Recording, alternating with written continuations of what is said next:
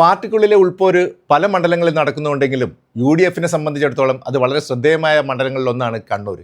കാരണം 2016-ലും 2021-ലും നടന്ന നിയമസഭാ തെരഞ്ഞെടുപ്പിൽ വളരെ നേരിയ ഭൂരിപക്ഷത്തിലാണ് LDFന് ജയിക്കാൻ സാധിച്ചത്.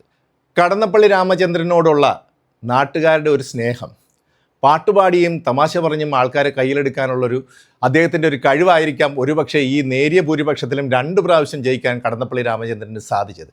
പക്ഷേ UDFനെ സംബന്ധിച്ചിടത്തോളം കഴിഞ്ഞ തദ്ദേശ സ്വയംഭരണ സ്ഥാപനങ്ങളിലേക്കൂടെ നടന്ന മത്സരത്തിൽ മുന്നേറ്റമാണ് അവർക്ക് ആത്മവിശ്വാസം നൽകുന്നത്. ശരിക്കും പറഞ്ഞാൽ UDFൻ്റെ ശക്തമായ ഒരു സ്ഥലം തന്നെയാണ് കണ്ണൂർ.